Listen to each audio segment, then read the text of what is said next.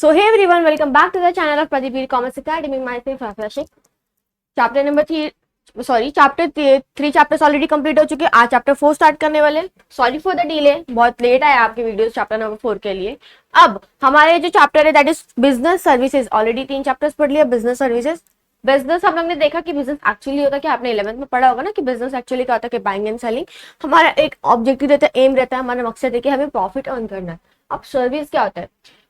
Usually अगर आप कोई प्रोडक्ट कोई कमोडिटी कोई गुड्स देख रहे हो तो आप उसको देख सकते हो ना, मतलब कहीं ना कहीं आप उसको फील कर सकते हो, उसको टच कर सकते हो। फील तो नहीं बट टच कर सकते हो, उसको देख सकते हो, उसको एक्सपीरियंस कर सकते हो। मतलब क्या है वो आपके सामने आपको दिख रहा है। बट सर्विस एक ऐसी चीज होती है जो आपको दिखती नहीं है।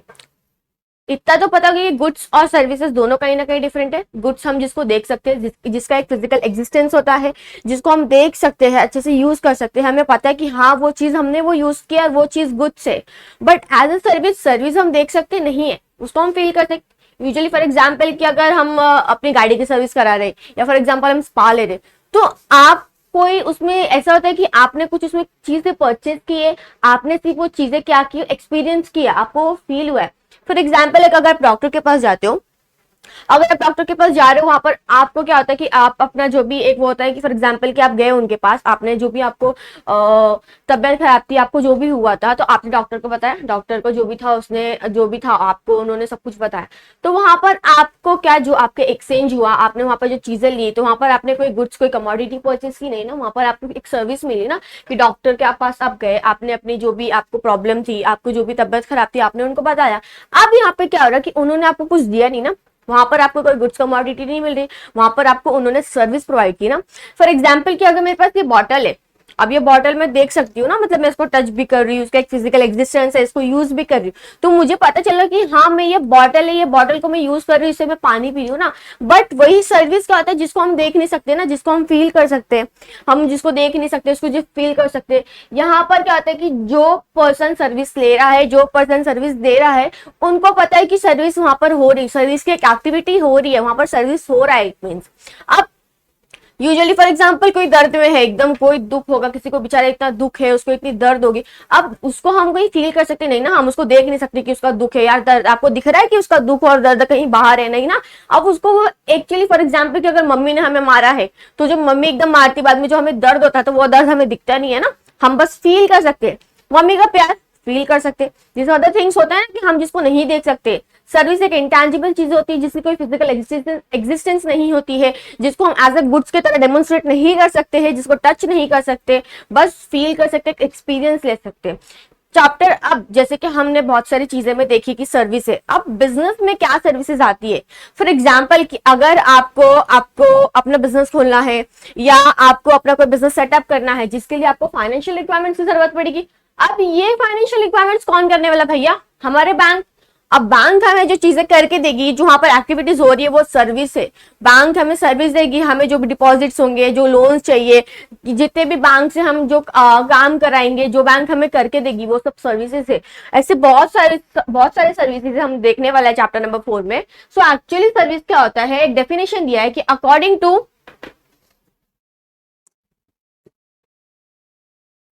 Okay. According to Philip Kotler, a service is an act of performance that one party offers to another party that is essentially intangible and does not result in the ownership of anything. Its production may or may not be tied to a physical product. अब इनके हिसाब से कि service एक performance है, हम एक activity कर रहे हैं, हम एक चीज कर रहे हैं, जहां पर एक पार्टी दूसरे पार्टी को क्या कर रही है, ऑफर कर रही है, वो इंटेंजिबल होता है। यहाँ पर क्या होता है कि यहाँ पर किसी की ओनरशिप नहीं होती है, इसका प्रोडक्शन जरूरी नहीं है कि उस फिजिकल प्रोडक्ट के साथ वो रहे। तो according to Philip Kotler, a service is an act of performance that one party offer to another that is essentially intangible, जो intangible होता है, and does not result in the ownership of anything. its production may or may not be tied to physical product. अब कुछ इसके आगे दिए, सो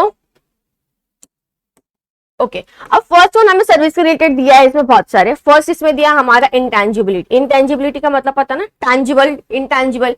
tangible, जिसका physical existence है, जिसको टच कर सकते हैं, यूज कर सकते हैं, देख सकते हैं अपने आंखों से कि हाँ भैया ये बॉटल है, बट सर्विस को देख सकते नहीं ना।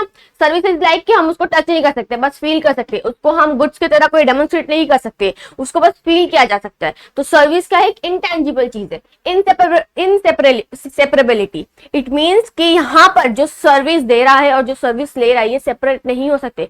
कभी कभी क्या होता है कि प्रोडक्शन और कंजम्पशन जो होता है, प्रोडक्शन और जो कंजम्पशन सर्विस का होता है, एट द टाइम जब वो हम जो सर्विस प्रोवाइड कर रहे हैं उस टाइम पे उस सर्विस का कंजम्पशन हो जाता है। फॉर एग्जांपल कि अगर आप डॉक्टर के पास जाओ या लॉयर के पास जाओ, अब यहाँ पर क्या होता है कि अगर आप डॉक्टर के पास जा रहे हो, अगर आपको जो भी बीमारी, आपने वो बीमारी के बारे में डॉक्टर को बताया, अब ऐसा तो नहीं डॉक्टर बोलेगा कि भैया 5 दिन बाद आओ, 10 दिन बाद आओ, 15 दिन बाद आओ, तब मैं आपको क्या करूंगा, इसके बारे में बताऊंगा कि ये क्या है, आपको क्या बीमारी है, आपके लिए इसको क्या दवा चाहिए। ये तो ऐसा नहीं होगा ना। अब जब आपने उसको जैसे आपने आपकी बीमारी बताई, वैसे उसने क्या किया, आपको चेक करके अच्छे से पता करके आपको उस चीज के बारे में बता दिया, आपको प्रिस्क्रिप्शंस दिए, आपको मेडिसिन वगैरह के लिए बोला, इंजेक्शन वगैरह के लिए बोला, जो भी चीज रहेगी वो बता देना, मतलब इंस्टेंटली बता दिया ना। इंस्टेंटली बोले तो मतलब पूरा जांच पड़ताल करके अच्छे से टेस्ट वगैरह करके सब बताया। सो इनसेपरेबिलिटी, इनकंसिस्टेंसी। अब ये हेट्रोजीनियस होता है। हेट्रोजीनियस बोले तो अलग। फॉर एग्जाम्पल कि अगर मैं ये प्रोडक्ट बना रही हूँ, फॉर एग्जाम्पल ये मैं बॉटल बना रही हूँ, अब ये जो मैं बॉटल बना रही हूँ, मैं ऐसे 10, 15, 20 बॉटल बनाऊंगी तो ये सेम बॉटल बनेगा, मतलब सेम होगा, होमोजीनियस। सर्विस कभी भी होमोजीनियस नहीं होता है, वो हेट्रोजीनियस होता है। इट मींस कि हम जो सर्विस दे रहे हैं जरूरी नहीं हम सबको सेम सर्विस देंगे। फॉर एग्जाम्पल आप रेस्टोरेंट में जाओ, कैफेज में जाओ, अगर आप जाते हो वहां पर जो एक वेटर सब कस्टमर्स को सबको सेम सर्विस दे रहा है, वैसे आपको देगा नहीं ना। यहाँ पर जितने कस्टमर्स बैठे उन सबको अलग अलग सर्विस देगा। किसी के और ऑर्डर्स रहेंगे, किसी को कुछ और रहेगा, किसी को कुछ और रहेगा, आपके कुछ ऑर्डर्स रहेंगे। वहां पर क्या हुआ, अलग अलग सर्विसेज दे रहा है। यहाँ पर सर्विसेज होमोजीनियस नहीं होती, वो हेट्रोजीनियस होती है, अलग अलग होती। जरूरी नहीं कि वो जो बंदा जो सर्विस प्रोवाइड कर रहा है वो सबको सेम सर्विसेज दे, यहाँ पर भी सेम, वहां पर भी सेम।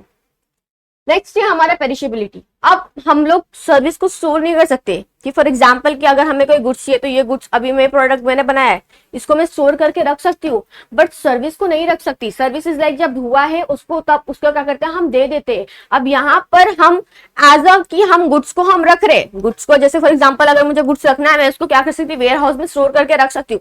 बट सर्विस एक ऐसी चीज है जिसको हम नहीं कर सकते, जिसको हम क्या कर सकते हैं, स्टोर करके नहीं रख सकते। हम वो डायरेक्ट क्या करते हैं, सर्विस प्रोवाइडर को क्या करते हैं, दे देते हैं। कि फॉर एग्जाम्पल अब यहाँ पर जो सर्विस हो रही है वो कौन एक्सपीरियंस करता है, जो बायर जो सर्विस ले रहा है और जो सर्विस प्रोवाइड कर रहा है, ये दोनों के बीच में होती है। अब जैसे फॉर एग्जांपल कि अगर हम गुड्स परचेस करते हैं तो जब हम गुड्स लेते हैं तो गुड्स की पैकेजिंग, उसके प्राइस, जो गुड्स रहता है उसके फीचर्स, उसके लाइक्स वगैरह जो उसमें चीजें हैं, वो सब चीज से एक इम्पैक्ट पड़ता है ना गुड्स का। अगर पैकेजिंग बहुत अच्छी है तो बहुत अच्छी इम्पैक्ट पड़ती है। सर्विस को इम्पैक्ट आने के लिए हमें सर्विस बहुत अच्छे से प्रोवाइड करनी चाहिए।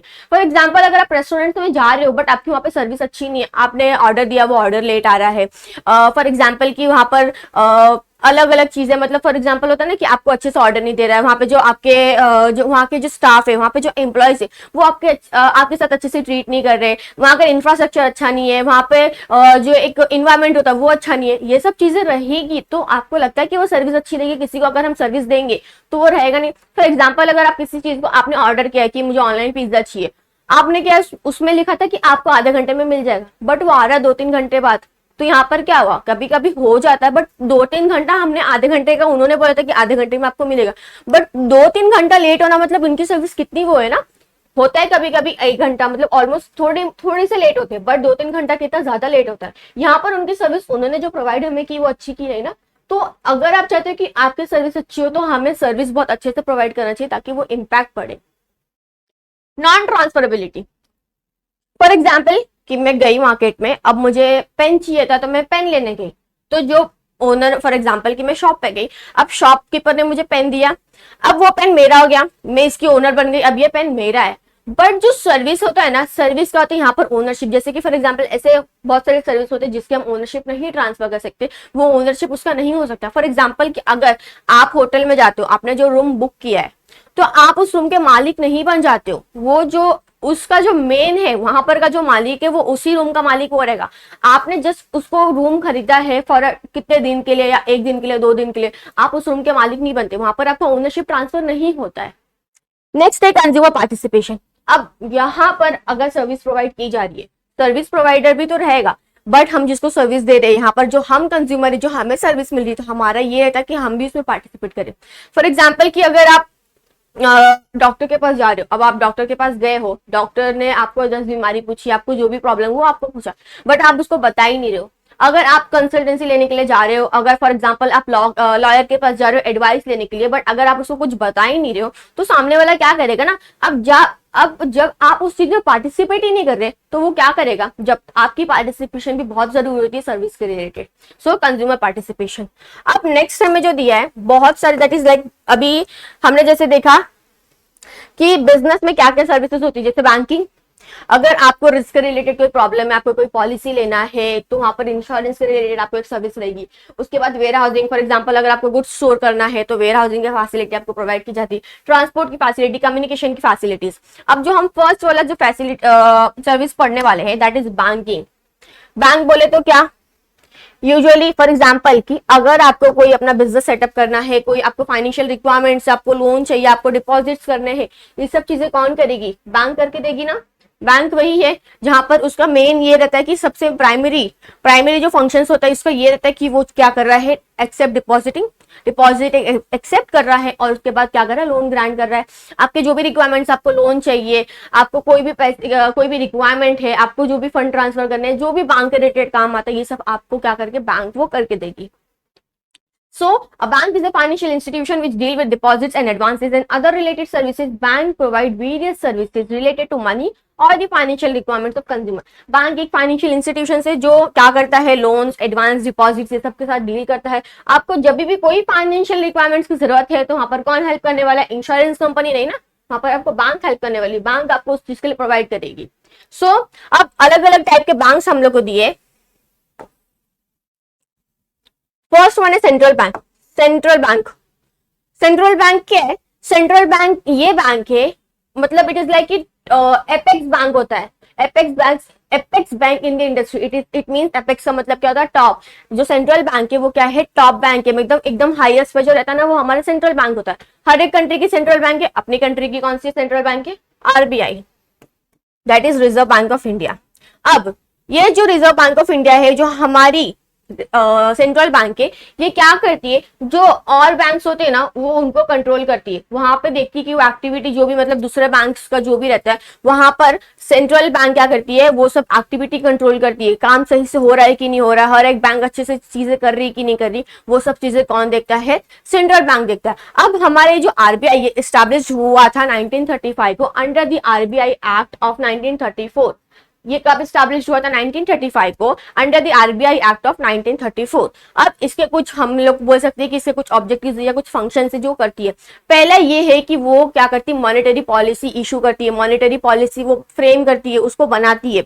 उसके बाद वो करेंसी नोट्स इशू करती है। उसके बाद वो एज अ गवर्नमेंट के लिए बैंकर एज अ एक्ट करती है, और जो दूसरे बैंक रहते हैं उसके लिए भी एज अ बैंक क्या करती है, एक्ट करती है। तो हमने क्या देखा कि सेंट्रल बैंक क्या है, central bank is the most top apex bank of the financial institution, जो क्या करती है, दूसरे बैंक्स को क्या करती है, कंट्रोल करती है। ये क्या करती है, ये स्टैब्लिश हुआ था 1935 को under the RBI act, that is reserve bank of India act 1934। और इसके कुछ फंक्शंस है जिसको हम बोल सकते हैं कि कौन से फंक्शन परफॉर्म करिए। फर्स्ट वन हमने देखा कि वो क्या कर रही है, monetary frame policy monetary policies बना रही है। उसके बाद वो करेंसी नोट इशू कर रही है। उसके बाद वो क्या कर रही है, उसके बाद वो एज अ बैंकर एक्ट कर रही है गवर्नमेंट के लिए, और इवन जो दूसरे बैंक होते हैं उसके लिए भी। सो ये क्या था हमारा सेंट्रल बैंक।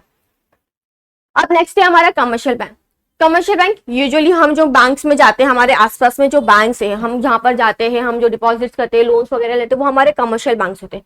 अब क्या होता है कि कमर्शियल बैंक भी क्या है, फॉर एग्जांपल कि कमर्शियल बैंक क्या करती है कि कंट्री के इकोनॉमिक और सोशल डेवलपमेंट के लिए भी क्या करती है, हेल्प करती है। यूजुअली ये क्या करती है, इसका यहाँ पर वो दो फंक्शंस परफॉर्म करती है। फर्स्ट ये रहता है कि वो प्राइमरी फंक्शंस करती है, और सेकंड ये रहता है कि सेकेंडरी फंक्शन। प्राइमरी फंक्शंस में क्या आएगा, आपके एक्सेप्टिंग एंड डिपॉजिट्स, सेकेंडरी में आएगा आपका यूटिलिटी एंड एजेंसी। ये फंक्शंस हम आगे देखने वाले हैं, तो डिटेल में पढ़ लेंगे कि एक्चुअली वो होता क्या है। अब जो हमारे कमर्शियल बैंक है वो 3 लेवल पे होता है। फर्स्ट वन हमारा होता है एक होता है कि वो एक पब्लिक सेक्टर बैंक है, एक प्राइवेट सेक्टर बैंक है, एक फॉरेन एक्सचेंज है। प्राइवेट सेक्टर, पब्लिक सेक्टर और एक foreign bank. Private sector it means यहां पर क्या आ गया, कहीं ना कहीं जो एक्टिविटीज हो रही है वो प्राइवेट इंडिविजुअल जो हो रहे हैं, जो इंडिविजुअल है वो करेंगे। जहां पर पब्लिक आया इट मींस पब्लिक के लिए, अब पब्लिक का कौन करता है, सब गवर्नमेंट करती है। जहां पर गवर्नमेंट का रोल आ गया, गवर्नमेंट सब चीजें क्या कर रही है, जो एक्टिविटीज है वो कर रही है। फॉरेन बैंक क्या हुआ कि यहाँ पर क्या होता है कि जो ये ऐसे होता है फॉर एग्जाम्पल कि यूजुअली हम बोल सकते हैं कि इसका ये आउटसाइड मतलब इंडिया के बाहर होती है, बट इसके बहुत सारे ब्रांचेस जो होते हैं वो इंडिया में होते हैं। सिटी बैंक करके, एचएसबीसी करके आपको एग्जांपल्स दिए हैं किसके, फॉरेन बैंक के।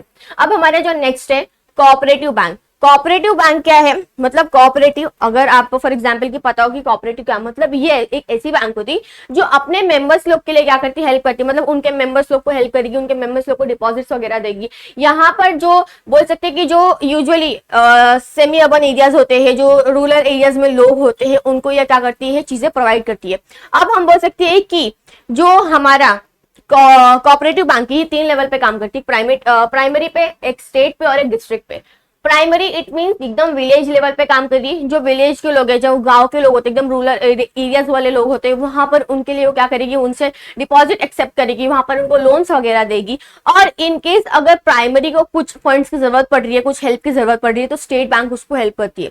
स्टेट सेम है, वो स्टेट लेवल पे काम करेगी। वहां पर फॉर एग्जाम्पल कि अगर उसको कुछ प्रॉब्लम हो रहा है तो उसको क्या करेगी, डिस्ट्रिक्ट वाली हेल्प करेगी। उसके बाद क्या होता है कि अगर देखेंगे फॉर एग्जाम्पल कि अगर ये क्या स्टेट लेवल, डिस्ट्रिक्ट लेवल पे काम कर रहा है, तो डिस्ट्रिक्ट लेवल पे जो काम कर रहे हैं, तो जो भी वहां पर एक्सेप्टिंग होगा, डिपॉजिट्स होंगे, ग्रांटिंग लोन्स करना रहेगा, तो वो कौन सी बैंक देखेगी, district. And the last one that is state.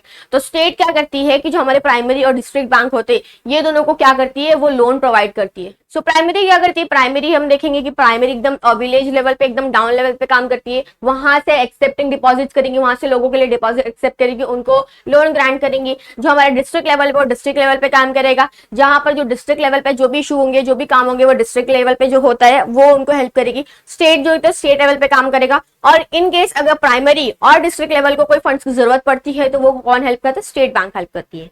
तो ये था हमारा कोऑपरेटिव बैंक। अब हमारी जो कोऑपरेटिव बैंक है ये स्टैब्लिश हुई थी under the cooperative society act, एक स्पेशल एक्ट है, इसके थ्रू वो क्या होते हैं, स्टैब्लिश होती और ये रेगुलेट होती under the banking regulation act. जो भी प्रोविजंस उसमें दिए हैं वो प्रोविजंस क्या करेंगे, उसी प्रोविजंस के हिसाब से वो क्या करेंगे, काम करेंगे। सो इसका एक अलग एक्ट होता है, ये इस एक्ट के थ्रू क्या होती है, यहाँ पर फॉर्म होती है। जो भी प्रोविजंस दिए हैं, जो भी रूल्स एंड रेगुलेशन है, वो उसके अकॉर्डिंग क्या करते हैं, काम करते हैं। अब हमारा नेक्स्ट है development bank. Development bank it means कहीं ना कहीं वो फॉर एग्जाम्पल कि आपको किसी चीज के आपको डेवलपमेंट के लिए हेल्प करेगी, फॉर एग्जांपल इंडस्ट्रीज के रिलेटेड। यहाँ पर क्या होता है कि आपको रिलेटेड टू आपको फॉर एग्जांपल कि किसी डेवलपमेंट के लिए काम आ रहा है, इंडस्ट्री डेवलप करना है, अगर आपको बिजनेस के लिए आपको हेल्प तो होता है कि आपको डेवलप करना, आपको कहीं पे आगे मॉडर्नाइजेशन करना, एक्सपांड करना है, डाइवर्सिफाई करना है, तो ये सब चीजें करने के लिए आपको डेवलपमेंट बैंक हेल्प करती है। यहाँ पर वो क्या करेगी, आपको short term and long term क्या करती है, sorry medium and long term funds आपको क्या करती है, प्रोवाइड करती है। इसके कुछ ये फंक्शन है। पहले तो हमने देखा कि हमारा जो डेवलपमेंट बैंक है वो क्या करेगी, आपको हेल्प करेगी कि आपको अपने बिजनेस को अगर आपको मॉडर्नाइज करना है, एक्सपांड करना है, चाहे डाइवर्सिफाई करना है, उसको डेवलप करने के लिए आपको कौन सी बैंक हेल्प करती है, डेवलपमेंट बैंक। कहीं ना कहीं आपको डेवलप करने के लिए हेल्प कर रही है वो। उसके बाद अब ये है कि वो आपको मीडियम एंड लॉन्ग टर्म क्या करती है, लोन्स क्या करती है, प्रोवाइड करती है कि आप अपने बिजनेस को डेवलप कर सकते हो, एक्सपांड कर सकते हो, मॉडर्नाइज कर सकते हो। अब यहाँ पर क्या होता है कि इंडस्ट्रियल डेवलपमेंट बैंक में ये है कि वहां पर आपको short term and long term funds provide किया जाएगा। वहां पर आपको फॉर एग्जाम्पल कि वहां पर ये भी रहता है कि इन केस फॉर एग्जाम्पल की अंडर राइटिंग ऑफ शेयर्स, जहां पर फॉर एग्जाम्पल की अगर आपकी कोई कंपनी शेयर्स, अगर आपकी कंपनी के शेयर्स कोई नहीं परचेस करा, तो बैंक क्या बोलती है कि अगर फॉर एग्जाम्पल कि अगर आपकी कंपनी की शेयर्स कोई नहीं परचेस करा, तो क्या करेगी वो बैंक बोलती है कि एज ए गारंटी वो आपको गारंटी दे रही है कि हम आपके पूरे शेयर्स परचेस करेंगे। तो अंडर राइटिंग ऑफ शेयर्स ये हुआ। और यहाँ पर आपको कौन से लोन मिलते हैं, medium and long term loans क्या होते हैं, प्रोवाइड करते हैं। नेक्स्ट है एक्सचेंज बैंक। एक्सचेंज बैंक मतलब क्या होता है कि यहाँ पर आपको फॉर एग्जाम्पल कि फॉरेन रिलेटेड अगर आपको कोई प्रॉब्लम हो रहा है, अगर एज ए इम्पोर्टर और एक्सपोर्टर हो, आप कोई ट्रेड एक्टिविटी कर रहे हो, एक्सपोर्ट कर रहे हो, इम्पोर्ट कर रहे हो, जहां पर अगर आपको फॉरेन एक्सचेंज के रिलेटेड कोई इश्यू है तो वहां पर आपको एक्सचेंज बैंक करेगी। जहां पर आपको फॉर एग्जाम्पल कि अगर आपको फॉरेन करेंसी को एक्सचेंज कराना है इंडियन करेंसी में या इंडियन को कराना है फॉरेन में, तो वहां पर आपको बैंक हेल्प करेगी। यहाँ पर आपको लेटर ऑफ क्रेडिट प्रोवाइड की जाएगी, एज अ बैंक को इशू करती कि इनकेस अगर आपको कोई पेमेंट में प्रॉब्लम होता है, जो एलसी होता है दैट इज हमारा लेटर ऑफ क्रेडिट, वो एज अ पेमेंट इंस्ट्रूमेंट है। इनकेस अगर आपको कोई पेमेंट में प्रॉब्लम होती है वो बैंक आपको उसके लिए हेल्प करके देती है। Discounting of bills, discounting of bills आपको पता है, फॉर एग्जांपल अगर आपने पढ़ा होगा कि discounting of bills of exchange आपको 12th में चैप्टर है, ये है कि discounting of bills of exchange for example कि मैं हूं और एक पार्टी है। अब वो पार्टी ने फॉर एग्जांपल कि उसने मुझे उधार लिया था तो समथिंग 5,000 का हमारा था, तो उसने क्या बोला था कि मैं तुझे 2 महीने बाद 5,000 देने वाला, तो मैं एक्सेप्ट कर ली। बट राइट ना अब मुझे ये हो गया कि मुझे अभी के अभी वो मुझे 5,000 की जरूरत पड़ती है, बट मैं तो मान गई थी, उसने बोला था कि वो मुझे 2 महीने बाद देने वाला है। अब मैं क्या करूंगी, एक वो रहता है कि हम एक बिल बनाएंगे, वो बिल में जो भी रहेगा हम लिखेंगे, बैंक के पास जाएंगे, बैंक को वो बिल दिखाएंगे, तो बैंक क्या करेगी, वो पैसा जो है 5,000 था वो मुझे 5,000 देगी, बट वो पूरा 5,000 नहीं देती है। फॉर एग्जाम्पल वो मुझे 4,500 देगी या थोड़ा बहुत आगे पीछे करके देगी। सो फॉर एग्जाम्पल कि वो मुझे 4,500 दे दी, हमारा 5,000 का था, वो मुझे 4,500 दी, 500 उसके पास रह गया। तो अब जो 2 महीने बाद मुझे पैसे मिलने वाला था, अब बैंक क्या करेगी, उस पर्सन से कलेक्ट करेगी, तो वो मुझे नहीं देगा, वो किसको देगा, बैंक को देगा। तो यहाँ पर क्या होता है कि जो 500 हुआ, अब भाई बैंक इधर पे काम है ना, बैंक को भी अपनी प्रॉफिट देखनी होती, तो यहाँ पर जो 500 का जो हुआ, फॉर एग्जाम्पल 5,000 था, अब 5,000 में 4,500 मुझे मिला, अब वो जो 500 हुआ किसका हुआ, बैंक का प्रॉफिट हुआ। तो ये होता है हमारा discounting of bill. Remittance of interest हम बोल सकते हैं, बाद में इंटरेस्ट पे करना, रेट ऑफ इंटरेस्ट, ये सब चीजें भी क्या करती है, एक्सचेंज बैंक आपको हेल्प करती है। रीजनल रूरल बैंक्स, अब ये क्या होती है, ये ऐसी बैंक्स है जहां पर हम बोल सकते हैं कि जो usually regional rural bank, it means कहीं ना कहीं सेमी अर्बन एरियाज में जो रूरल एरियाज है वहां पर आपको हेल्प करेगी। जो हमारे स्मॉल फार्मर्स होते हैं, मार्जिनल फार्मर्स होते हैं, ये उनके लिए हेल्प करती है कि उनको लोन चाहिए अपने बिजनेस को हेल्प करना, मतलब उनके जो छोटे छोटे एक्टिविटीज है, उनके जो भी काम होंगे उनको हेल्प करेगी, उनको वहां पर मदद करेगी, उनको जो भी लोन चाहिए वहां पर वो कौन हेल्प करते हैं, रीजनल रूरल बैंक। नेक्स्ट है saving bank. Saving bank, saving मतलब क्या होता है कि यहाँ पर फॉर एग्जाम्पल कि अब क्या हो रहा है कि मेरे पास क्या है कि मेरे पास हर महीने मुझे सैलरी मिलती है। अब हर महीने की सैलरी में मेरा क्या होता है कि सम अमाउंट, फॉर एग्जाम्पल कि कितना तो एक अमाउंट क्या होता है वो बच जाता है। अब वो पैसा मेरे हाथ में रहने से अच्छा मैं क्या कर रही हूँ कि मैं उसको बैंक में दे रही हूँ, वो क्या हो रहा है मेरा हर महीने में क्या हो रहा है, सेव होता जा रहा है। अब ये सेविंग एक्टिविटी मतलब सेविंग हैबिट ये हर एक पे डेवलप होनी चाहिए, बिकॉज हमें सेविंग करना चाहिए, कल को ये सेविंग्स हमें बहुत काम आती है। तो यहाँ पर क्या होता है, ये बैंक आपको हेल्प करती है कि आपको आपकी सेविंग हैबिट क्या करती है, डेवलप करती है, आप में एक सेविंग हैबिट एनकरेज करती है कि आपको सेविंग करो, इन यही सेविंग्स आपको कल को क्या आती है, काम आती है। तो यहाँ पर क्या होता है, ये सेविंग बैंक आपको हेल्प करेगी कि आपकी सेविंग हैबिट क्या और डेवलप हो। नेक्स्ट है इन्वेस्टमेंट बैंक। इन्वेस्टमेंट बैंक अभी यूजुअली ना जनरल पब्लिक के साथ डील नहीं करती, जैसे फॉर एग्जांपल हमारी central bank, central bank general public के साथ डील नहीं करती। यहाँ पर कोई जनरल पब्लिक आगे सेंट्रल बैंक से नहीं मिलता है। यहाँ पर जो भी रहता है ना, फॉर एग्जांपल वो कमर्शियल बैंक का रहेगा, कमर्शियल बैंक वो बोलेगी, कमर्शियल बैंक का जो भी रहेगा फिर वो कमर्शियल बैंक आरबीआई के पास जाएगा।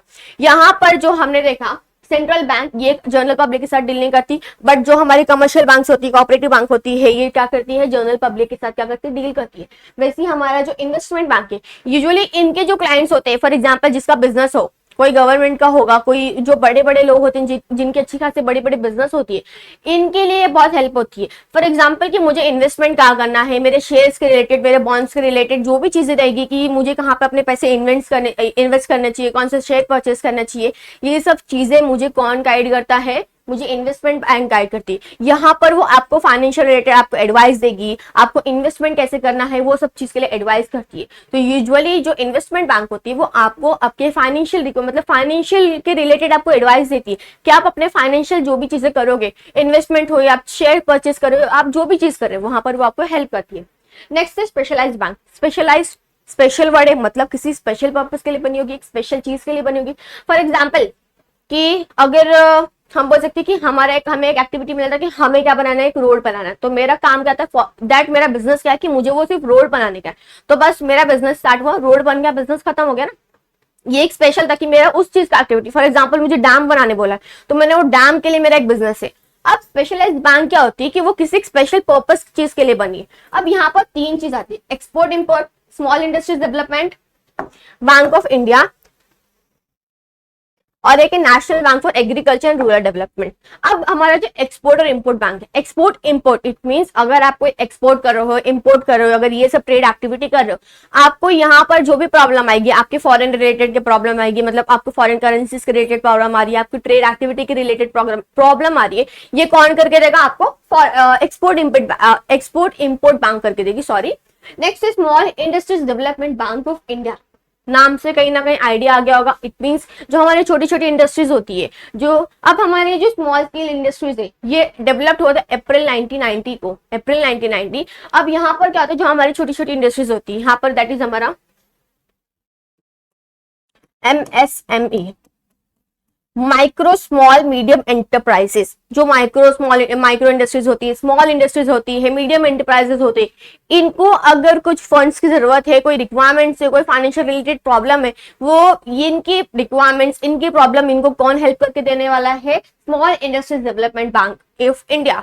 कोई भी स्मॉल इंडस्ट्रीज है जिसको कुछ भी हेल्प हो, फाइनेंशियल रिक्वायरमेंट्स की जो भी हेल्प होगी, जो भी जरूरत पड़ेगी, जो भी लोन चाहिए, जो भी काम रहेगा, वो इसको कौन सी बैंक करके दी? सिडबी, जिसको हम क्या बोलते हैं? सिडबी।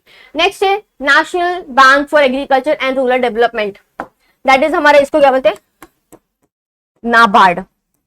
एग्रीकल्चर वर्ड आया, इट मींस एग्रीकल्चर के रिलेटेड हमारे जो स्मॉल फार्मर्स होते हैं, मार्जिनल फार्मर्स होते हैं, जहां पर एग्रीकल्चर के रिलेटेड अगर उनको कोई प्रॉब्लम है, मतलब जो रूरल एरियाज पे लोग हैं, जरूरी नहीं एज ए एग्रीकल्चर, अगर कोई और काम कर रहा है रूरल एरियाज में, अगर उनको कोई हेल्प चाहिए, उनको कोई अगर मदद चाहिए, कोई भी उनको फाइनेंशियल रिक्वायरमेंट्स आ रही है, तो कौन करके देने वाला है? National bank for the agriculture and the rural development. तो ये क्या था हमारा कुछ टाइप्स ऑफ बैंक था, जिसमें हमने देखा central bank. Central bank that is हमारा आरबीआई एस्टैब्लिश हुआ था, हमारा सेंट्रल बैंक कब हुआ था? 1935 under the RBI act 1934।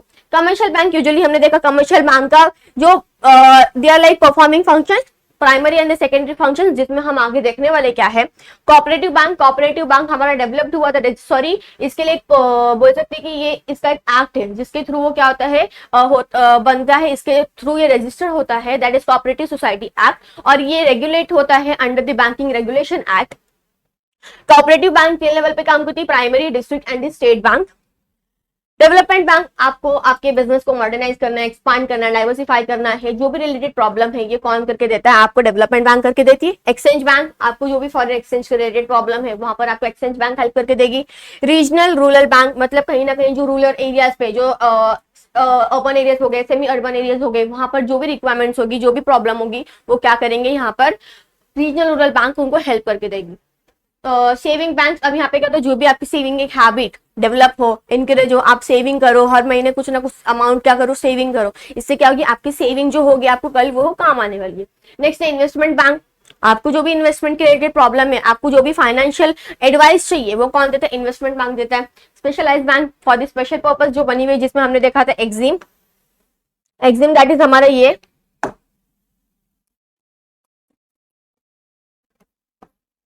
Exim, MSCB and the NABARD. अब हमने ये सब देख लिया, अब हम देखने वाले न्यू मॉडल्स ऑफ बैंकिंग की। अब कौन से न्यू मॉडल्स ऑफ बैंकिंग है? फर्स्ट वन है स्मॉल फाइनेंस बैंक। अब ये जो स्मॉल फाइनेंस बैंक है ना, यूजुअली हम बोल सकते हैं कि they are niche type, they are like niche bank, मतलब ये जो हमारे यूजुअली ये ऐसे बैंक होते हैं कि ऐसे बहुत सारे अनसर्व सेक्टर्स होते हैं, ऐसे बहुत सारे सेक्टर्स होते हैं, ऐसे बहुत सारे लोग होते हैं जहां पर जिनको लोन नहीं दिया जाता है, ऐसे बहुत लोग हैं जहां पर जिनको लोन नहीं प्रोवाइड किया जाता है, जहां पर उनको बैंकिंग वो हेल्प नहीं करती।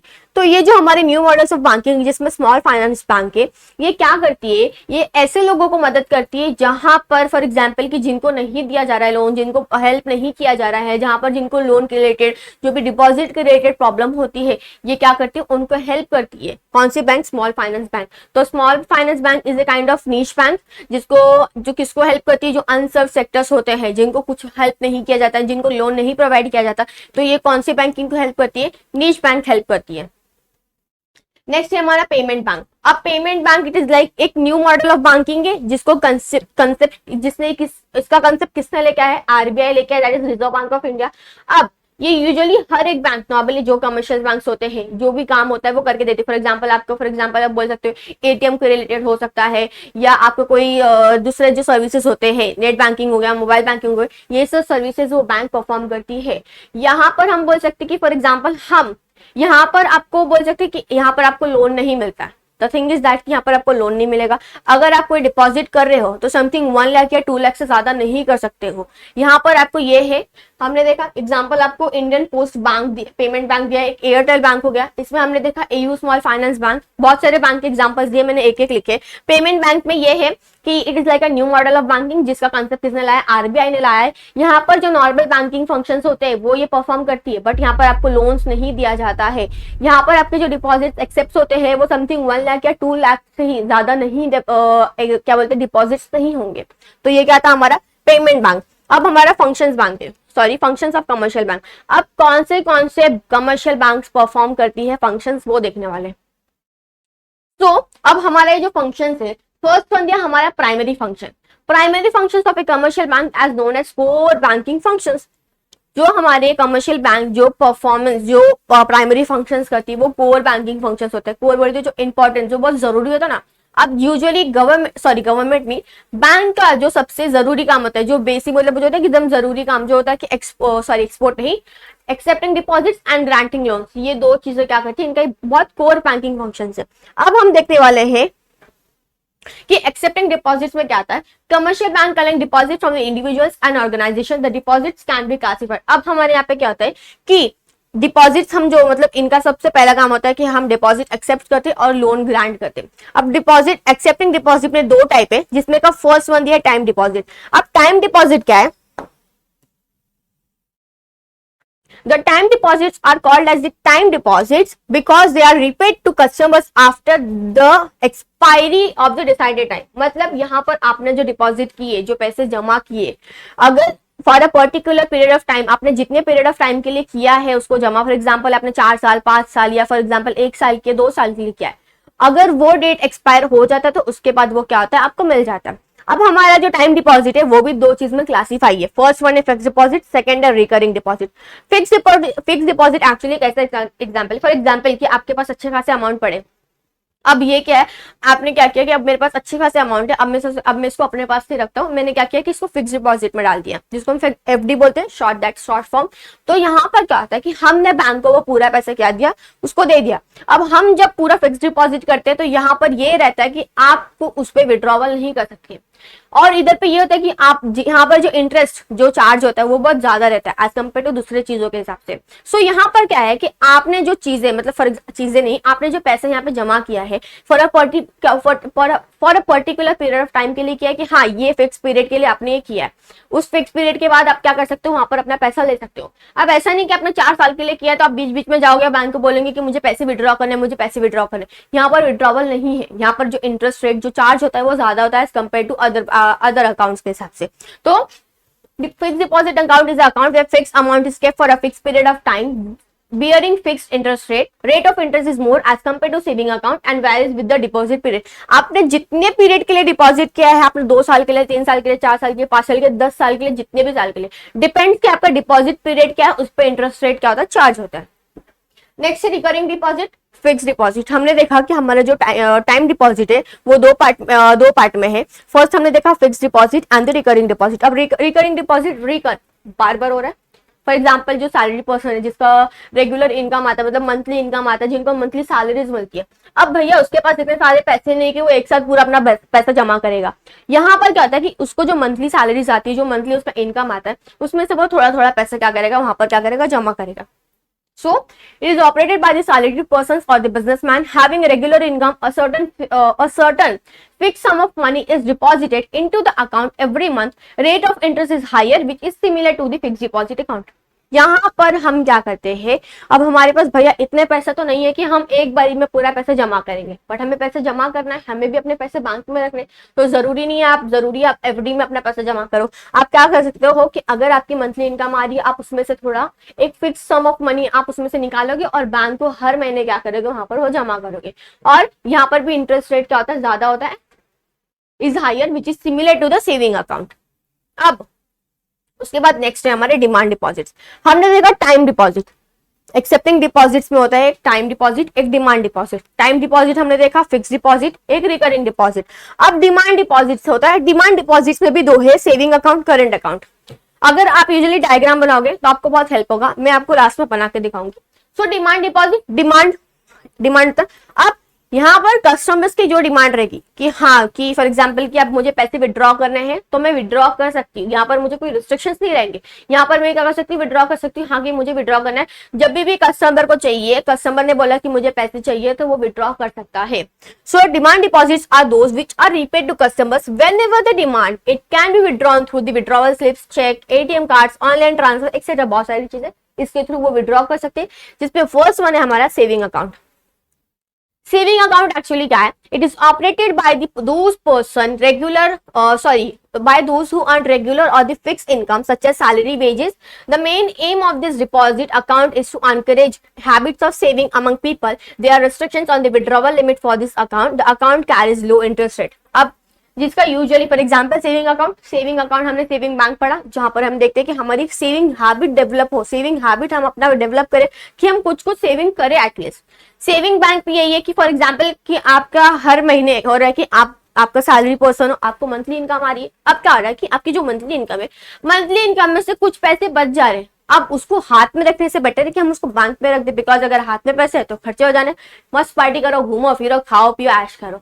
बट अगर हमारे पास पैसे तो खर्चे तो होने वाले ना, इट इज बेटर कि हम क्या करें, बैंक में रख दे, सेव कर दे, अच्छा रहेगा। यहाँ पर क्या होता है कि हम ने जो सेविंग अकाउंट में जो भी अपना पैसा जमा किया, आपको विड्रॉवल पे रिस्ट्रिक्शन है। ऐसा नहीं कि आपकी जितनी मर्जी आप उतना पैसा निकालोगे। जो यहाँ पर क्या होता है कि अगर आप जो पैसे निकाल रहे हैं उस पर रिस्ट्रिक्शन है, आप जो विड्रॉ करने वाले रिस्ट्रिक्शन है, यहाँ पर आपके जो इंटरेस्ट रेट है वो थोड़ा कम होता है। नेक्स्ट है करंट अकाउंट। करंट अकाउंट अब ऐसे होता है ना, यहाँ पर आपको ना इंटरेस्ट रेट होता है, यहाँ पर आपको ओवरड्राफ्ट फैसिलिटी दी जाती है। ओवरड्राफ्ट फैसिलिटी फॉर एग्जांपल कि आपके बैंक में उतने पैसे नहीं है, बट आपको अभी फॉर एग्जांपल कि आपके बैंक में यूजुअली 5,000 या 10,000 होगा, बट आपको 20,000 चाहिए, 25,000 चाहिए, बैंक आपको ओवरड्राफ्ट फैसिलिटी देता है।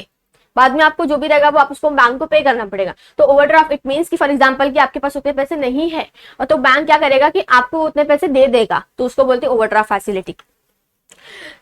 The account is operated by the business firms and the other commercial organizations such as hospital, educational institutions who have regular banking transactions. There is restrictions. There is no restrictions actually. There is no restrictions. There is no restrictions on deposits and withdrawal of amount. No interest is paid by the bank on this account. Overdraft facility even is also provided, available for this account. Bank provides statement account every month. अब यहाँ पर जिसका मतलब बोल सकते हैं कि जिसको डेली ट्रांजैक्शन होता है, कि उसको डेली फंड ट्रांसफर करने होता है, जिसको डेली कुछ ना कुछ ट्रांजैक्शन करने ही होते हैं। यहाँ पर क्या होता है कि उसको ये कि उसके पास उसको कैश नहीं रखने। अब उसने बोला कि मुझे मेरे हाथ में कैश नहीं चाहिए, बट मुझे को डेली ट्रांजैक्शन करना है।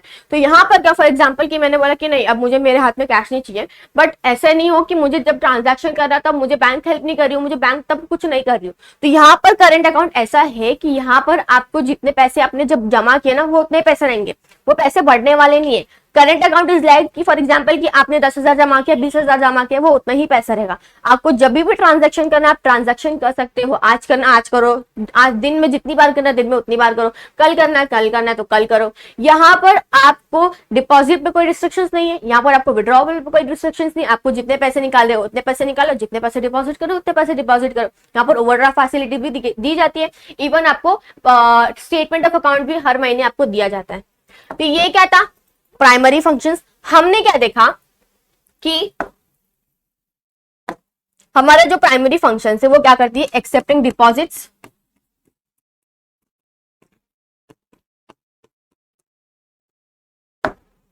Accepting deposits.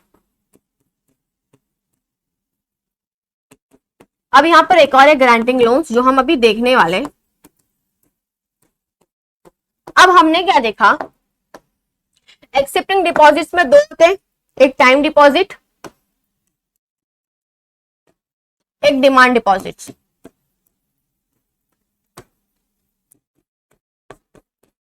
Time deposits for a particular period of time आपने उतना डिपॉजिट किया है, आप विड्रॉवल नहीं कर सकते।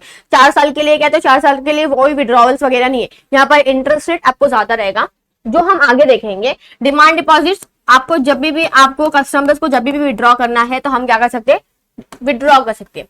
टाइम डिपॉजिट्स में हमने 2 देखे, कौन सा देखा, फिक्स डिपॉजिट, अरे कौन सा, रिकरिंग डिपॉजिट।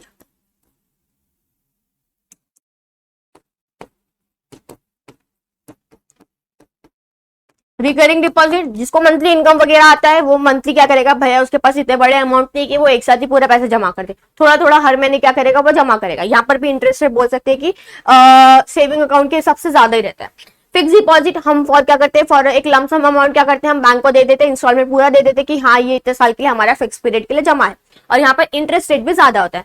अब यहाँ पर टाइम डिमांड डिपॉजिट्स भी 2 टाइप में, जिसमें फर्स्ट हमने देखा था कौन सा, एक सेविंग अकाउंट और एक current account.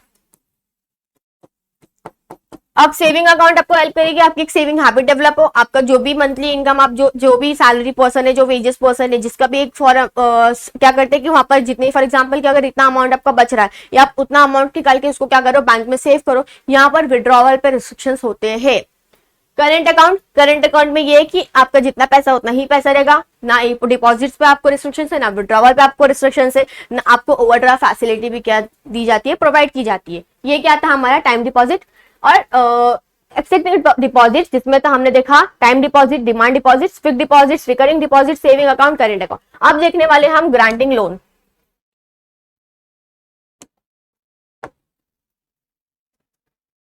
Granting loans and advances. अब लोन देना, एडवांस देना। लोन पता है, एडवांस भी उसी चीज का, मतलब उसी का, फॉर एग्जांपल की लोन देते, जैसे हम लोन देते हैं वैसे एडवांस हो गया। अब लोन एक्चुअली होता है longer period from 1 year and more, मतलब 1 साल से ज्यादा साल तक आपको वो लोन प्रोवाइड की जाती है। बट जो हमारा एडवांस होता है वो शॉर्टर पीरियड के लिए होता है, आपको काइंड ऑफ लोन बोलते हैं, वो बस 4 महीने से लेके 1 साल तक ही रहेगा। अब हमारा जो लोन है वो भी 3 टाइप्स के है। फर्स्ट वन दिया short term loan, medium term loan and the long term loans. Short term loans आपको यूजुअली आपको 1 साल तक का है। मीडियम टर्म लोन आपको फॉर एग्जांपल कि आपको जो भी रिक्वायरमेंट्स हो रही है, वर्किंग कैपिटल की रिक्वायरमेंट्स हो रही है, तो आपको 1 साल से लेके 5 साल तक मिलेगा। और लॉन्ग टर्म लोन्स आपको 5 साल से ज्यादा तक का मिलेगा। ये क्या था हमारा टाइप्स ऑफ लोन। अब एडवांसेस देखा, एडवांसेस में हमने क्या देखा, जिसमें हम देखते for example advances is like a small term fund, जहां पर आपको लोन दी जाती है, जिसमें cash credit, overdraft, discounting of bills of exchange. Cash credit is like कि फॉर एग्जांपल की यूजुअली फॉर एग्जांपल की हमारे जो सेविंग अकाउंट होल्डर होते हैं, जो करेंट अकाउंट होल्डर्स होते हैं, इनको ये क्या की जाती है, इनको ये कैश क्रेडिट प्रोवाइड की जाती है। इवन यहाँ पे जो इंटरेस्ट रेट होता है वो चार्ज, मतलब आपको for a longer period of time आपको जो भी वर्किंग कैपिटल की रिक्वायरमेंट्स होती है वहां पर आपको कैश क्रेडिट आपको हेल्प करेगी। यहाँ पर जो इंटरेस्ट रहता है वो भी ज्यादा रहता है। नेक्स्ट है हमारा ओवरड्राफ्ट जस्ट फॉर एग्जांपल कि अगर आपको जो भी वर्किंग कैपिटल की रिक्वायरमेंट्स है तो वहां पर आपको बैंक उतने पैसे दे देती है, और जितना अमाउंट आप विड्रॉ करते हो उतने अमाउंट पे, उतने विड्रॉवल पे आपको क्या होता है कि उतने उस पे इंटरेस्ट चार्ज होगा। And the last one discounting of bills of exchange. Already मैंने बताया फॉर एग्जांपल 2 लोग हैं, मैं हूं और मेरे सामने वाली पार्टी है। सामने वाली पार्टी ने मुझसे 10,000 लिया था। अब उसने मुझे बोला कि मैं तुझे 2 महीने बाद या 3 महीने बाद दूंगा। फॉर एग्जांपल वो 3 महीने बाद देने वाला है। बट अब क्या हुआ कि मेरी ऐसी कंडीशन आ गई, ये सिचुएशन आ गया कि मुझे अब वो 10,000 क्या हो रहा है कि मुझे अब की अब चाहिए। बट हमारा डील हो गया था, तो मैं भी राजी हो गई, वो भी राजी हो गया। अब मैंने क्या किया कि जो भी एक डिस्काउंटिंग ऑफ बिल्स मैंने बिल बनाया है, मैंने क्या किया, बैंक के पास जाती हूँ। बैंक को मैंने बोला कि मुझे पैसे चाहिए 10,000 था समथिंग, उसने मुझे 9,000 दिया या 9,500 दिया, जो भी 1,000 और जो भी 500 उसने रखा वो उसका प्रॉफिट हुआ। अब जब वो मुझे 3 महीने बाद जो बंदा मेरी सामने वाली पार्टी जो मुझे 3 महीने बाद पैसा देने वाला था, वो क्या करेगा, वो बैंक को देगा। उसने मुझे, बैंक ने कितना मुझे दिया समथिंग, फॉर एग्जाम्पल कि हम बोल सकते हैं कि मुझे उसने 9,000 दिया, बट बैंक उससे पूरा 10,000 लेगा। यहाँ पर क्या होता है कि उसने जो 1,000 का जो उसने जो लिया, मतलब जो 1,000 मुझे कम दिया, बट उसने सामने वाले से 10,000 लिया। यहाँ पर वो क्या होती है, बैंक की प्रॉफिट हो जाती है। ये क्या था हमारा discounting of bills of exchange. Next है हमारा सेकेंडरी फंक्शंस। यूजुअली हम देखा प्राइमरी फंक्शन की यूजुअली क्या करती है, बैंक डिपॉजिट एक्सेप्ट करती है, उसके बाद लोन ग्रांट करती है, जिसमें हमने देखा कि जो ग्रांटिंग लोन है जिसमें अपने को क्या मिलता है, लोन मिलता है, एडवांस मिलता है। लोन में हमने देख लिया short term, medium term, long term up to 1 year, more than 1 year up to 5 year and up to 5 year to लेके more than 5 year. Cash credit आपने देखा, उसके बाद हमने देखा discounting of bills of exchange, उसके बाद हमने क्या देखा, ओवरड्राफ्ट देखा। अब सेकेंडरी फंक्शंस क्या होता है कि ये सब के फंक्शंस के अलावा भी ऐसे बहुत सारे फंक्शंस है जो बैंक परफॉर्म करती है हमारे लिए, हमारे बिहाफ पे वो सब एक्टिविटी परफॉर्म करती है। किसके लिए, जो उनके क्लाइंट्स होते हैं। फॉर एग्जाम्पल मेरा है तो वो मेरे लिए सब चीजें करेगी, जिसमें हम फर्स्ट देखने वाले एजेंसी फंक्शंस। अब बैंक क्या करती है, एज अ एजेंट क्या करती है, अपने आप को रिप्रेजेंट करती है, जो भी होता है वो अपने क्लाइंट के लिए वो चीजें परफॉर्म करती है। जिसमें हम फर्स्ट देखने वाले पीरियडिक कलेक्शन एंड पेमेंट। जो भी आपको कलेक्शन करना था, फॉर एग्जांपल अगर आपको कोई पार्टी से पेमेंट कलेक्ट करना है, किसी पार्टी से अगर कोई आपको कलेक्शन चाहिए, कहाँ से पैसा कलेक्ट करना है, तो बैंक वो भी आपको हेल्प करती है कि वो उनसे कलेक्ट करेगी। उसके बाद पेमेंट, आपको फॉर एग्जांपल पेमेंट्स करने होते हैं, किसी को पेमेंट करना है, रेंट देना है, सैलरीज वगैरह देना है, वो बैंक उसके लिए आपको हेल्प करेगी। नेक्स्ट है पोर्टफोलियो मैनेजमेंट। पोर्टफोलियो मैनेजमेंट हम बोल सकते हैं कि हमारे जो इन्वेस्टमेंट्स होते हैं, जो हमारे शेयर्स होते हैं, हमारे डिबेंचर्स होते हैं, हमारे बॉन्ड्स होते हैं, ये सब चीजों की मैनेजमेंट करना पोर्टफोलियो मैनेजमेंट होता है। बैंक क्या करती है, ये सब चीज आपके लिए मैनेज करती है, आपके इन्वेस्टमेंट के रिलेटेड, आपके आपके शेयर्स के रिलेटेड, आपके डिबेंचर्स के रिलेटेड, आपके बॉन्ड्स के रिलेटेड, ये सब चीज क्या करती है, बैंक आपको हेल्प करती है। नेक्स्ट है फंड ट्रांसफर। आपको for example one bank to another bank आपको ट्रांसफर करना है फंड, या वन अकाउंट टू दूसरे अकाउंट तक आपको ट्रांसफर करना है, तो बैंक आपको फंड ट्रांसफर की फैसिलिटीज भी क्या करती है, प्रोवाइड करती है। डीमटेरियलाइजेशन, अभी हमारे पास हर एक चीज की सर्टिफिकेट होती है, वो सर्टिफिकेट हमारे हाथ में होती है, वो टैंजिबल, हमने उसको देखा हमारे हाथ में, वो ऐसे सर्टिफिकेट्स होते हैं ना। फॉर एग्जांपल आपके शेयर सर्टिफिकेट्स हो गए, चाहे आपके कोई भी सर्टिफिकेट्स हो, चाहे आपके वैल्यूएबल चीजें होती है, वो बैंक क्या करती है, उसको इलेक्ट्रॉनिक फॉर्मेट में क्या करती है, उसको बना के रखती है, उसको संभाल के रखती है। वो क्या करती है, बैंक आपके लिए वो सब सर्टिफिकेट्स भी क्या करती है, उसको इलेक्ट्रॉनिक फॉर्मेट में बना के रखेगी आपके लिए। वो सब चीजें कौन करता है, बैंक करता है। Forex transaction, it means forex transaction मतलब foreign related problem. For example कि आपको फॉरेन करेंसी को इंडियन में कराना है, इंडियन को फॉरेन में कराना है, ये सब चीजें भी क्या करेगी, बैंक आपको हेल्प करेगी। ये क्या था, हमारी agency function. Bank as a agent उसके क्लाइंट के लिए क्या करती है, परफॉर्म करती है, उसके बिहाफ पे परफॉर्म करती है। अब ये सब के अलावा भी ऐसे बहुत सारे फंक्शन है जो बैंक क्या करती है for the benefits of client. First one होता है issue of draft and cheque. होता है डिमांड ड्राफ्ट। डिमांड ड्राफ्ट बोलते हैं ना, फॉर एग्जांपल कभी कभी हम अगर चेक्स देते हैं, हम जो अगर फॉर एग्जांपल कि अगर हम बैंक में चेक दे रहे तो वो चांसेस होते हैं कहीं ना कहीं बाउंस होने के। बट डिमांड ड्राफ्ट क्या होता है कि demand draft is a guarantee कि हाँ भैया वो बाउंस नहीं होगा, आपको पैसे मिलेंगे। तो बैंक आपके लिए वो क्या करती है, ड्राफ्ट भी क्या करेगी, इशू करके देगी। हम बैंक जो हमें चेक बुक देती है वो भी क्या होता है, वो हमें चेक बुक प्रोवाइड करेगी। ये चीज हमारे लिए करती है। लॉकर फैसिलिटी, अब घर में कुछ चीजें सेव नहीं होती ना कि हम उसको नहीं रख सकते, हमारे चाहे वो गोल्ड के रिलेटेड हो, हमारा मनी हो, बड़े बड़े अमाउंट में हम पैसा नहीं रख सकते, हम ज्यादा गोल्ड घर में नहीं रख सकते बिकॉज वो अनसिक्योर्ड है। पता नहीं कब क्या हो जाए, चोरी हो जाए, घर में लुटेरा हो जाए, लुटेरे आएंगे चोरी करके जाएंगे, नुकसान तो भैया हमारा है ना। बैंक आपको लॉकर फैसिलिटीज भी देती है, चाहे वो बड़ा लॉकर हो, छोटा लॉकर हो, डिपेंड्स अपॉन साइज कि आपको कौन सा कितना इंटरेस्ट पे करना है, कितने रेंट आपको देना पड़ेगा, तो लॉकर फैसिलिटी भी देती है।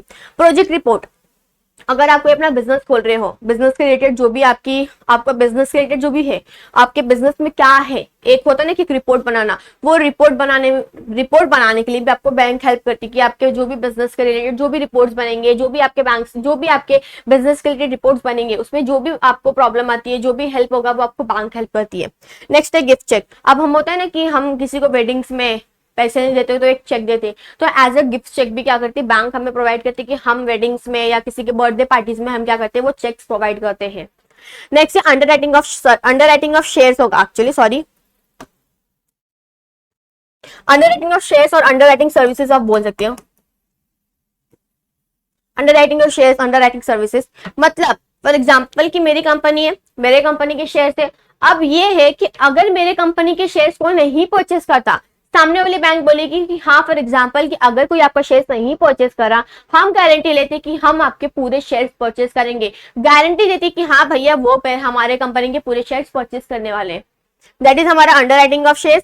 गोल्ड रिलेटेड सर्विसेज, आप बैंक आपको गोल्ड रिलेटेड के सर्विसेज भी देती है। आपको जो भी गोल्ड के रिलेटेड प्रॉब्लम होगा, आपको अपने गोल्ड संभाल के रखने हैं, या जो भी आपको गोल्ड के रिलेटेड आपको जो भी ऑफ सर्विसेज रहेंगे वो आपको क्या करती है, बैंक प्रोवाइड करती है। तो ये क्या था हमारा यूटिलिटी फंक्शंस, जिसमें हमने देखा issue of draft, issue of draft, जहां पर हमें ड्राफ्ट इशू वगैरह देती है, हमें चेक्स वगैरह देती है, लॉकर फैसिलिटी प्रोवाइड करती है। आपके बिजनेस अगर आप कोई ओपन करे उसके लिए जो आपको रिपोर्ट्स वगैरह उसके लिए आपको हेल्प करेगी, गिफ्ट चेक्स देगी, अंडरराइटिंग ऑफ सर्विसेज देगी, सॉरी शेयर्स देगी, गोल्ड रिलेटेड सर्विसेज। अब हमारा एक लास्ट चीज बच गया है बैंकिंग का, that is E banking services. यहाँ पर हमारा फुल बैंकिंग खत्म हो जाएगा। लेक्चर थोड़ा सा बड़ा है बिकॉज चैप्टर लिटरली बहुत बड़ा है, इसमें बहुत सारे आपको सर्विसेज दिए, हर एक सर्विसेज के बहुत सारी चीजें दी है, जिसमें हमने बैंक की देख लिया कि बैंक में लिटरली कितनी सारी चीजें कि हमने देखा बैंक सर्विसेज क्या है, उसके फीचर्स क्या है, फिर हमने देखा बैंक कितने टाइप्स के हैं।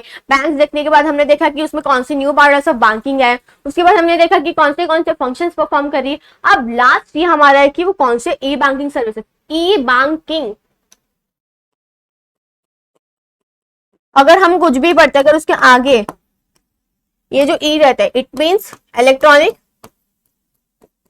मतलब क्या कि हमारा जो आईटी सेक्टर है, हमारा जो आईटी सेक्टर है वो हर इतना वो डेवलप हो रहा है, वो इतना आगे जा रहा है कि वो हर एक सेक्टर में वो क्या हो रहा है, इन्वॉल्व हो रहा है। ये आईटी इतने डेवलप हो रही है, इसकी सेक्टर इतने डेवलप हो रही है कि वो हर एक सेक्टर में क्या हो रहा है, इन्वॉल्व हो रहा है। अब वो क्या हो रहा है, बैंकिंग के सेक्टर में भी इन्वॉल्व हो रहा है। आज हम कितने सारे बैंकिंग की चीजें हम through the internet, through the mobile phone, through the laptop computers हम कर लेते ना, बहुत इजीली होता है, झटकों में होता है। हमें बैंक के चक्कर नहीं लगाने पड़ते, लाइनों में खड़े नहीं होने पड़ते, हमें वहां पर अपने इतनी धूप में लाइन नहीं लगाना पड़ता है। हमें कितना वो होता है, like with the help of internet हमारा इंटरनेट इतना बढ़ गया है, हमारी टेक्नोलॉजी इतनी फास्ट हो गई है, इतनी एडवांस हो गई है कि हर एक सेक्टर में हमारी आईटी सेक्टर क्या हो रही है, वो हर एक जगह इन्वॉल्व हो रही है, हर एक जगह आ रही है। तो बैंकिंग में भी आई है। अब जिसमें फर्स्ट वन है automated teller machine. Automated teller machine क्या है कि एटीएम एटीएम आपके हर एक जगह आसपास होता है, आपके घर के आसपास, मतलब यूजुअली बहुत सारी जगह आपको एटीएम दिखेंगे।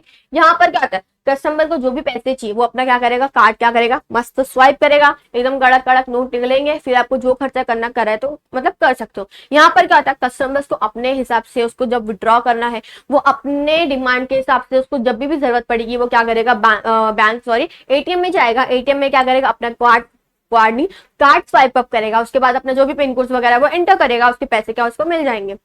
नेक्स्ट है क्रेडिट कार्ड। क्रेडिट कार्ड और debit card. Credit card is like payment card. Usually होता है ना कि फॉर एग्जांपल अगर हम यूजुअली कैश कैरी नहीं करते तो हमारे पास एक क्रेडिट कार्ड है एज अ पेमेंट कार्ड, हम क्या करते हैं उसको उसके थ्रू पेमेंट कर सकते हैं। क्रेडिट कार्ड ये होता है कि बैंक हमें एक लिमिटेशन देती है कि हाँ आप इतने अमाउंट तक ही खर्चा कर सकते हो, फॉर एग्जाम्पल 30,000, 35,000, 40,000, जितना भी एक अमाउंट हम बोल सकते हैं। जितनी लिमिटेशन हमें बैंक दी है उतनी लिमिटेशन के हम क्या करेंगे, उतना खर्चा करेंगे। फॉर एग्जाम्पल हम डिमार्ट जाते या कोई शॉपिंग करने जाते या खाने पीने वगैरह जाते, डेबिट कार्ड आपने स्वाइप किया। अब यहाँ पर ये होता है कि अगर आप अपना डेबिट कार्ड यूज करें तो आपका पैसा क्या होता है कि आपके अकाउंट से नहीं जाता है। यहाँ पर क्या होता है कि आपका जितना भी समथिंग फॉर एग्जांपल कि इतने इतने पीरियड के लिए है, आफ्टर दैट पीरियड कि आपको वो पैसे बैंक को लौटाने पड़ते हैं, वो पैसे आपको बैंक को देने पड़ते हैं। डेबिट कार्ड इज लाइक वही है, सेम है, नथिंग। यहाँ पर अगर आपका अकाउंट ओपन हो गया तो आपको वहां पर डेबिट कार्ड क्या किया जाता है, प्रोवाइड किया जाता है।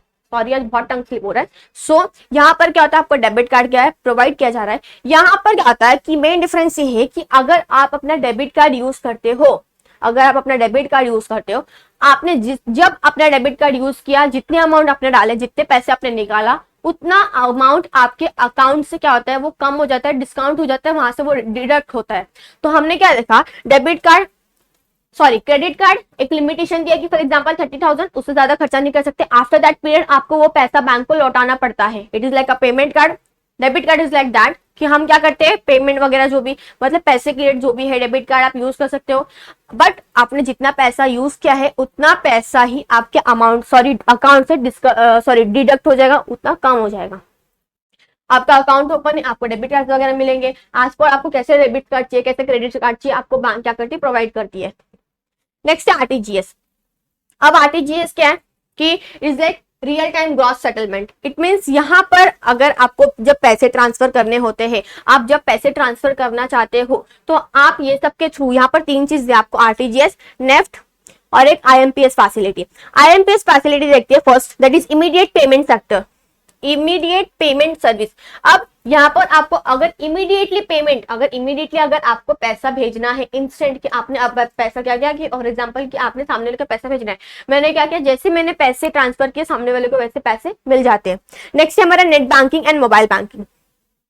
Net banking and mobile banking is like that कि फॉर एग्जाम्पल कि अब हम अपने मोबाइल बैंकिंग इंटरनेट के थ्रू, मोबाइल के थ्रू, लैपटॉप्स के थ्रू, कंप्यूटर्स के थ्रू जो भी चीजें हम करना चाहते हैं हम क्या कर सकते हैं, वो उसके थ्रू क्या कर सकते हैं। फॉर एग्जाम्पल हमें फंड ट्रांसफर करना है या कोई और चीजें होती है जो भी रिलेटेड टू बैंक होता है, जो भी हमें सर्विसेज करना है, ये सब चीजें क्या करते हैं हम नेट बैंकिंग के थ्रू, मोबाइल बैंकिंग के थ्रू कर सकते हैं। नेक्स्ट है NEFT, national electronic fund transfer. अब नेफ्ट में क्या होता है कि नेशनल इलेक्ट्रॉनिक फंड ट्रांसफर, यहाँ पर ऐसा ये होता है कि आप जब पैसा ट्रांसफर करते हो ना, यहाँ पर आपको ऐसा नहीं होता कि फॉर एग्जांपल कि अगर आपने आप पैसे भेजे ना तो सामने वाले को पैसे मिल जाएंगे।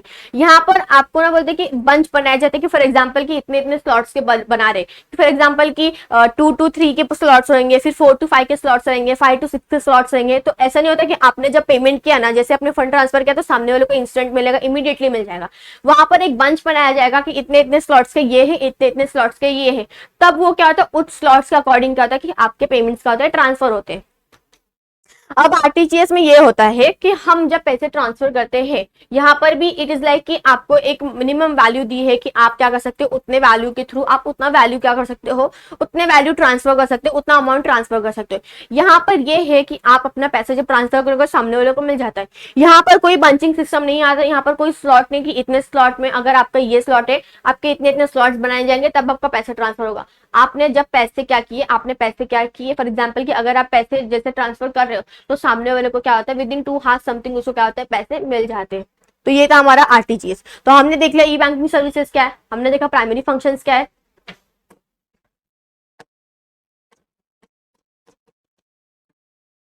ओके हमने देखा था एक्सेप्टिंग डिपॉजिट, हमने देखा टाइम डिपॉजिट से, टाइम डिपॉजिट में भी दो है, डिमांड डिपॉजिट देखा है, डिमांड डिपॉजिट में भी दो है। अब हमने देखा था ग्रांटिंग लोन, इसमें भी दो चीज आया, एक लोन्स आया और एक एडवांस आया। एडवांस में हमने क्या देखा, कैश क्रेडिट देखा, उसके बाद हमने ओवरड्राफ्ट देखा, उसके बाद हमने डिस्काउंटिंग ऑफ बिल देखा।